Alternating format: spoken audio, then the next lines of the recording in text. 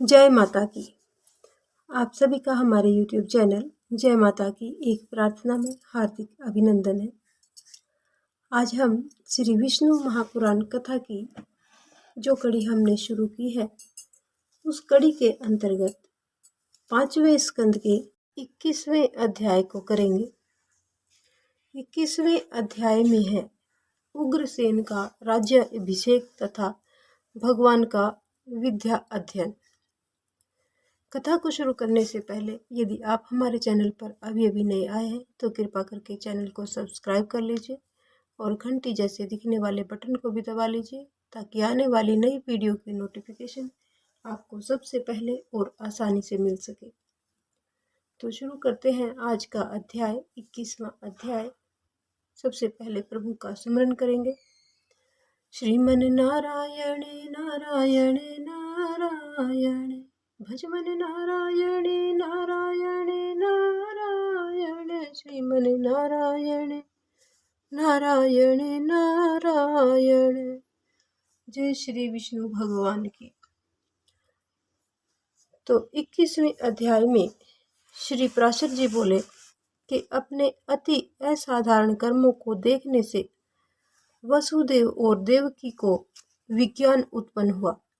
देखकर प्रभु ने यदुवंशियों को मोहित करने के लिए अपनी वैष्णवी माया का विस्तार किया और बोले कि हे मात, हे पिताश्री बलराम जी और मैं काफी दिनों से कंस के भय से छिपे हुए आपके दर्शनों के लिए उत्कंठित थे। सो आज आपके दर्शन हुए। जो समय माता पिता को सेवा किए बिना व्यतीत होता है, वह असाधु पुरुषों की आयु का भाग व्यर्थ जाता है। हे तात, गुरु देव ब्राह्मण तथा माता पिता की पूजा करते रहने से देहधारियों का जीवन सफल हो जाता है। अतः हे तात, कंस के वीर्य और प्रताप से हम परवंशों से जो कुछ भी अपराध हुआ हो, आप उन्हें क्षमा करें। श्री पराशर जी आगे बोले कि बलराम और श्री कृष्ण जी ने इस तरह से कहकर माता पिता को प्रणाम किया और फिर समस्त युद्धवृतों का यथा योग्य अभिवादन करके पूर्ववासियों का सम्मान किया। उस समय कंस की पत्नियां और माताएं पृथ्वी पर पड़े हुए मृतक कंस को घेर कर जोर जोर से विलाप कर रही थी। तब प्रभु श्री कृष्ण जी ने उन्हें भी ढांढस बंधाया। फिर श्री कृष्ण जी ने उग्रसेन को बंधन मुक्त करके मथुरापुरी का राजा बनाया। सिंहासन रूढ़ उग्रसेन से श्री हरि बोले कि हे विभो, हमारे लिए जो आज्ञा हो वह आप निसंकोच होकर हमसे कहिए। ययाति का शाप होने से हमारा वंश राज्य का अधिकारी नहीं है, तथापि इस समय मुझ दास के होते हुए राजाओं को तो क्या, आप देवताओं को भी आज्ञा दे सकते हैं।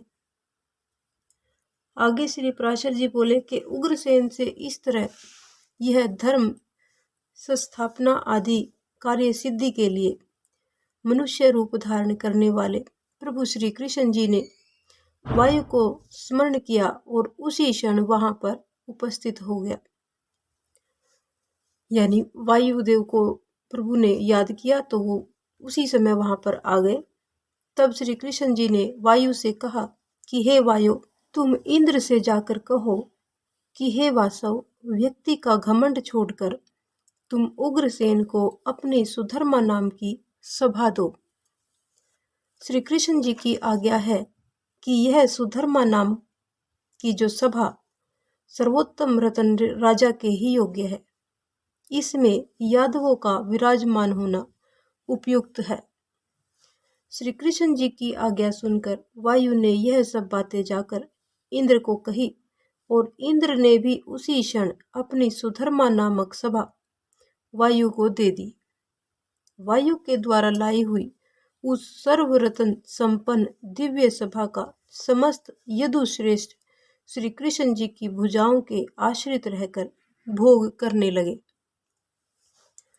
समस्त विद्याओं के ज्ञाता और सर्व ज्ञान सर्वगुण संपन्न होते हुए भी श्री कृष्ण और बलराम जी गुरु शिष्य संबंध को प्रकाशित करने के लिए उपनयन संस्कार के अनंतर विद्योपार्जन के लिए काशी में उत्पन्न हुए।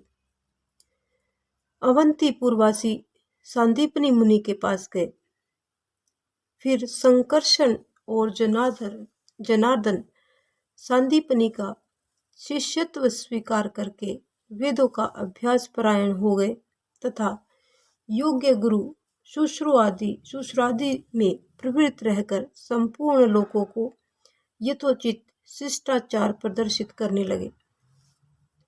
उन्होंने केवल 64 दिन में रहस्य अस्त्र मंत्रों, उपनिषद और संग्रह अस्त्र प्रयोग के सहित समस्त धनुर्वेद सीख लिया। संदीप जिन ने जब उनके इस असंभव और अति मानुष कर्म को देखा तो उन्होंने यही समझा कि मेरे घर साक्षात सूर्य और चंद्रमा आ गए हैं। उन दोनों यानी श्री कृष्ण और बलराम जी ने अंगों सहित चारों वेद, समस्त शास्त्र और समस्त प्रकार की अस्त्र विद्या एक बार में सुनते ही प्राप्त कर ली और फिर गुरु जी से कहा कि हे गुरुदेव, हम आपको गुरु दक्षिणा में क्या दें। गुरु दक्षिणा के बदले महामती सांदीपनी ने उनसे प्रभास क्षेत्र के खारे समुद्र में डूबकर मरे हुए अपने पुत्र को मांग लिया। फिर जब वे शस्त्र ग्रहण करके समुद्र के पास पहुंचे तो समुद्र अर्घ लेकर उनके सम्मुख उपस्थित हुआ और कहा कि मैंने सांदीपनी का पुत्र हरण नहीं किया है। मेरे जल में ही एक दैत्य जिसका नाम पंचजन है, वह शंख रूप में रहता है, उसी ने सांदीपनी के पुत्र को पकड़ा था। समुद्र की बात को सुनकर श्री कृष्ण जी तुरंत जल के भीतर गए और वहां पहुंचकर उन्होंने पंचजन दैत्य का वध करके उसकी अस्थियों से उत्पन्न शंख को ले लिया, जिसके शब्द से दैत्य का बल का नाश हो गया। यानी जो शंख का जो रूप है वो पंचजन नाम के दैत्य का रूप है और इसी में वो दैत्य रहता था, जिसका वध करके प्रभु ने समुद्र उसके संदीपन मुनि के पुत्र को वहां से छुड़ा लिया। देवताओं का तेज जिसके शब्द से दैत्य का बल नाश हो जाता है, देवताओं का तेज बढ़ता है और अधर्म का क्षय होता है। फिर उस पंचजय शंख को बजाते हुए श्री कृष्ण जी और महाबली बलराम यमपुर गए और सूर्यपुत्र यम को जीतकर यम यातना भोग रहे उस बालक को पहले की तरह ही शरीर युक्त कर उसके पिता को वापस दे दिया। इसके पश्चात बलराम और श्री कृष्ण जी राजा उग्रसेन की मथुरापुरी में, जहाँ समस्त स्त्री पुरुष उनके आने से प्रसन्न हो रहे थे, वहां पर पधारे। तो ये था हमारा 21वां अध्याय जो यहीं पर संपन्न होता है। अब हम करेंगे 22वां अध्याय, जिसमें जरासंध की पराजय कैसे हुई इन सब के बारे में बतलाया गया है। उससे पहले यदि आपने अभी तक हमारी वीडियो को लाइक नहीं किया है तो वीडियो को लाइक कर लीजिए और चैनल को सब्सक्राइब नहीं किया है तो चैनल को सब्सक्राइब कर लीजिए। तो 22वें अध्याय में श्री पराशर जी बोले कि हे मैत्रेय, महाबली कंस ने जरासंध की अस्थि और प्राप्ति नामक पुत्री से विवाह किया था। अतः वह अति पराक्रमी मगधराज क्रोध में अपनी विशाल सेना को लेकर अपनी पुत्रियों के पति कंस का वध करने वाले श्री कृष्ण को समस्त यादवों सहित मारने की इच्छा से मथुरा पर आ गया। यानी जरासंध महाबली कंस का ससुर था, इसलिए उसको क्रोध आया कि उसने उसके बेटियों के पति को मार डाला, तो इसलिए वो युद्ध करने के लिए मथुरा आ गया। मगधराज जरासंध ने 23 अक्षौहिणी सेना सहित मथुरा को चारों ओर से घेर लिया। तब महाबली बलराम और श्री कृष्ण जी अपनी थोड़ी सी सेना के साथ नगर से निकलकर जरासंध के सैनिकों से युद्ध करने लगे। उस समय बलराम और श्री कृष्ण जी ने अपने पुरातन शस्त्रों को धारण करने की सोच उन्होंने प्रभु श्री हरि का स्मरण किया। प्रभु श्री हरि का स्मरण करते ही आकाश से आकर उनका शार्क धनुष, अक्षय बाण युक्त 2 तरकस और कौमोद नामक गदा उनके पास आ गए। यानी जैसे ही उन दोनों ने, प्रभु श्री कृष्ण जी और बलराम जी ने अपने पुराने शस्त्रों को धारण करने के लिए सोचा, तभी आकाश से उनके सभी शस्त्र उनके पास आ गए। बलभद्र जी के पास उनका मनोवांछित हल और सुनंद मूसल आकाश से प्रकट होकर आ गए। फिर बलराम व श्री कृष्ण सेना सहित मगधराज को युद्ध में पराजित करके मथुरापुरी में वापस लौट आए। दुराचारी जरासंध को पराजित करके और उसके जीवित चले जाने के कारण श्री कृष्ण जी ने अपने आप को अपराजित नहीं समझा। हे विप्र, मगधराज जरासंध उतनी ही सेना लेकर फिर से युद्ध करने के लिए आ गया, लेकिन वह बलराम व श्री कृष्ण जी से फिर से पराजित होकर वापस भाग गया।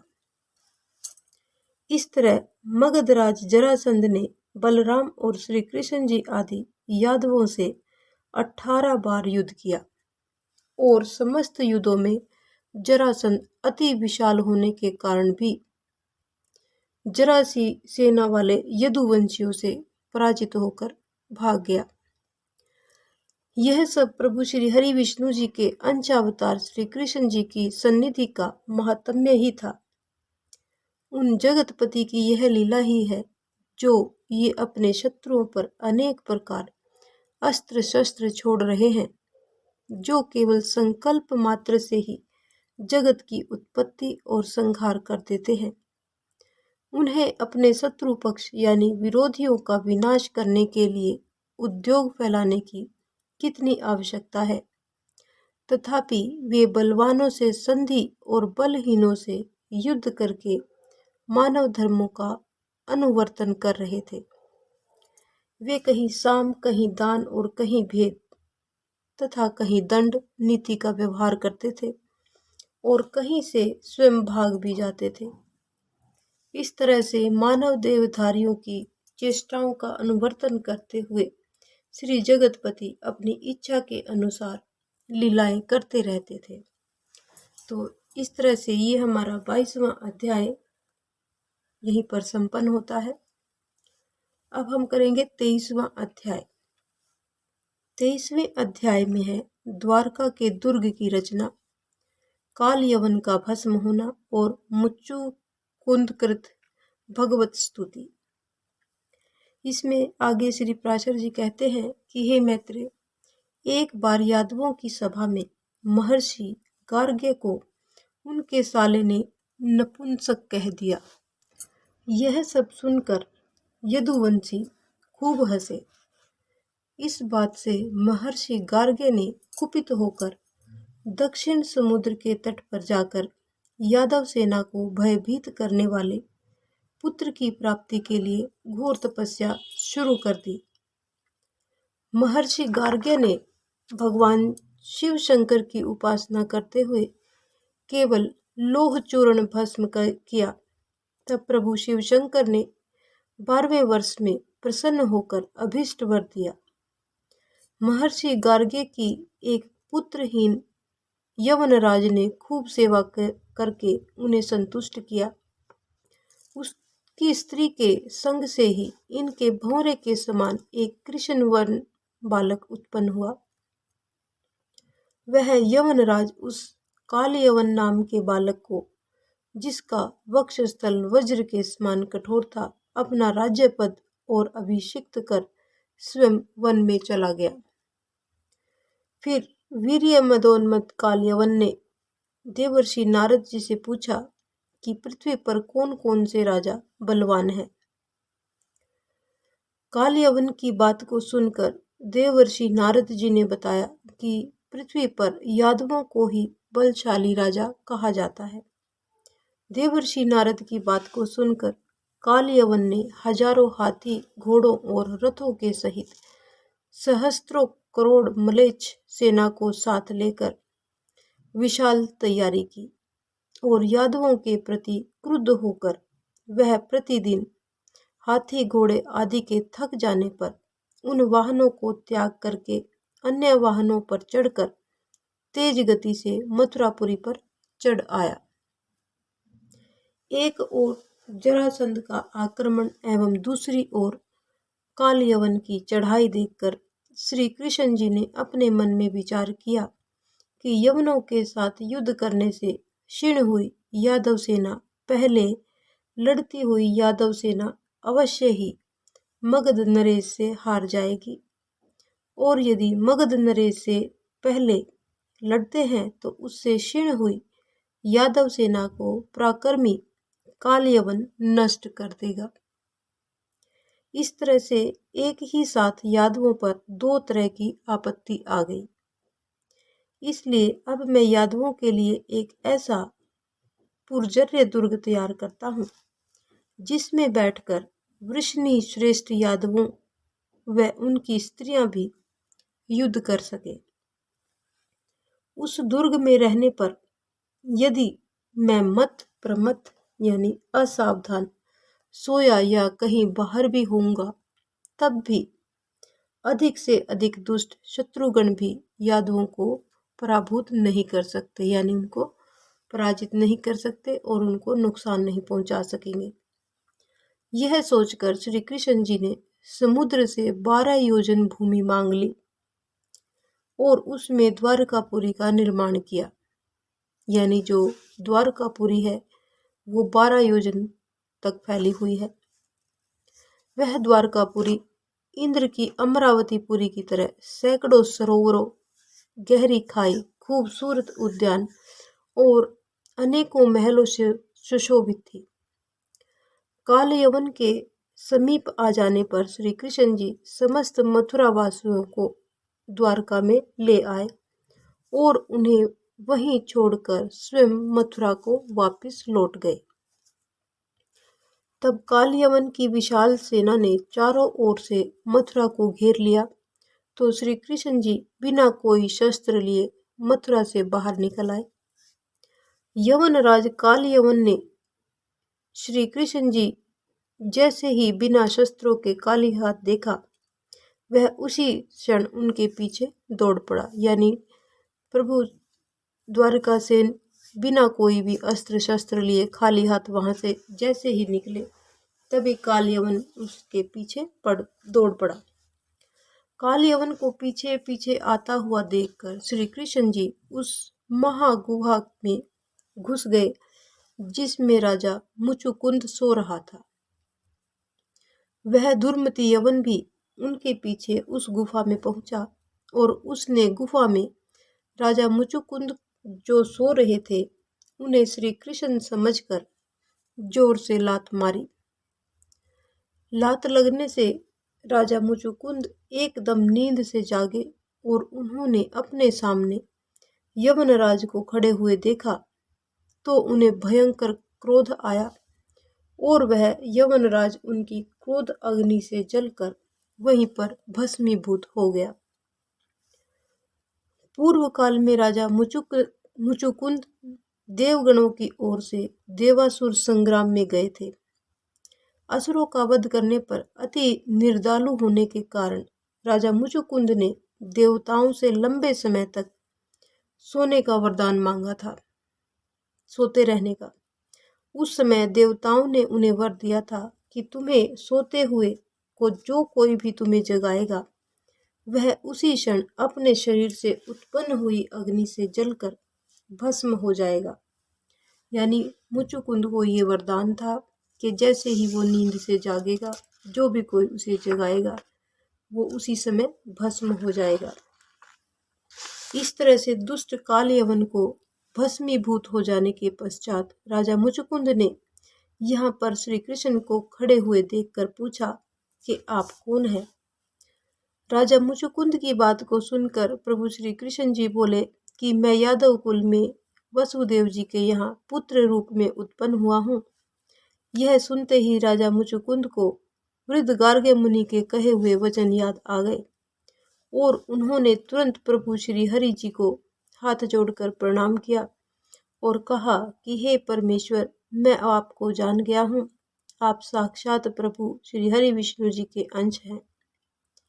पूर्व काल में मुनि गार्गे जी ने कहा था कि 28वें युग में द्वापर के अंत में यदुकुल में प्रभु श्री हरि जन्म लेंगे।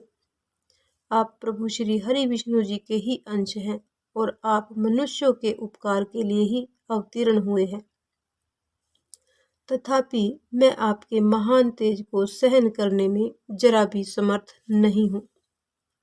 हे प्रभु, आपको शब्द सजल मेघ की घोर गर्जना के समान अति गंभीर है तथा आपके चरणों से पीड़िता होकर पृथ्वी झुकी हुई है। हे प्रभु, देवासुर संग्राम में दैत्य सेना के बड़े बड़े पराक्रमी योद्धा भी मेरा तेज सहन नहीं कर सके थे और मैं आपका तेज सहन नहीं कर सकता। जगत में पतित जीवों के आप ही एकमात्र आश्रय हैं। हे शरणागतों का दुख दूर करने वाले प्रभु, आप प्रसन्न होइए और मेरे अमंगलों को नष्ट कर दीजिए। यानी मेरे जो भी पाप हैं, आप मुझ पर प्रसन्न होकर उन सभी को नष्ट खत्म कर दीजिए। आप ही सागर हैं, आप ही पर्वत और पहाड़ हैं, आप ही नदियाँ सरिताएं हैं और आप ही वन हैं तथा आप ही पृथ्वी, आकाश, वायु, जल, अग्नि और मन हैं। आपकी बुद्धि अव्याकृत प्राण और प्राणों की अधिष्ठाता पुरुष है तथा पुरुष से परे भी जो व्यापक है और जन्म तथा विकार से शून्य तत्व है, वह भी आप ही हैं। आप ही देवता, आप ही पितृगण, यक्ष, गंधर्व, किन्नर, सिद्ध और अप्सरागण उत्पन्न हुए हैं। आप ही समस्त वृक्ष और जो कुछ भी भूत भविष्य चराचर जगत है, वह सब आपसे ही उत्पन्न हुआ है। हे प्रभु, मूर्त, अमूर्त, स्थूल, सूक्ष्म तथा जो कुछ भी है, वह सब कुछ आप ही जगत करता ही है। आपसे भिन्न यह और कुछ भी नहीं है। हे प्रभु, तापत्रय से अभिभूत होकर सर्वदा इस संसार चक्र में भ्रमण करते हुए मुझे कभी शांति प्राप्त नहीं हुई। जल की आशा से मृग तृष्णा के समान मैंने दुखों को ही सुख जानकर ग्रहण किया, परंतु वे मेरे संताप के ही कारण हुए, यानी वो मेरे दुख के ही कारण हुए। हे प्रभु, राज्य, पृथ्वी, सेना, कोश, मित्र पक्ष, पुत्रगण, स्त्री और सेवक आदि को, शब्द आदि विजय, इन सब को मैंने अविनाशी तथा सुख वृद्धि से ही अपनाया था। लेकिन हे प्रभु, परिणाम में वे दुख रूप ही सिद्ध हुए। हे प्रभु, जब देवलोक को प्राप्त करके भी देवगणों को मेरी सहायता की इच्छा हुई, तो उस स्वर्गलोक में भी प्रतिदिन शांति कहाँ है। हे प्रभु, समस्त संसार की उत्पत्ति के आदि स्थान आपकी आराधना किए बिना कौन शाश्वत शांति को प्राप्त कर सकता है। कोई भी शांति को प्राप्त नहीं कर सकता है। हे प्रभु, आपकी माया से मूढ़ हुए पुरुष जन्म, मृत्यु और जरा आदि संतापों को भोगते हुए अंत में यमराज के दर्शन करते हैं। आपके स्वरूप को न जानने वाले पुरुष नरकों में पड़कर अपने कर्मों के फलस्वरूप अनेक प्रकार के दारुण क्लेशों को पाते हैं। हे प्रभु, मैं अत्यंत विषयी हूँ और आपकी माया से मोहित होकर ममता अभिमान के गड्ढे में भटकता रहा हूँ। वहीं मैं आज अपार और अप्रमेय परम पद रूप आप परमेश्वर की शरण में आया हूँ और आप मुझ पर अपनी कृपा दृष्टि कीजिए। तो ये था आज का हमारा 23वां अध्याय, जो यहीं पर संपन्न होता है। आज की हमारी ये कथा यहीं पर संपन्न होती है। यदि आपको हमारी कथा पसंद आए तो एक लाइक का बटन अवश्य दबाएं। इस प्रकार की और भी अन्य धार्मिक रोचक कथा कहानियों को जानने सुनने के लिए हमारे चैनल पर बने रहें और वीडियो को लाइक करें, सब्सक्राइब करें और अपने मित्रों और प्रियजनों को आगे भी शेयर करते रहें और इस ज्ञान के भंडार को आगे भी एक दूसरे को शेयर करते रहें। जय माता दी।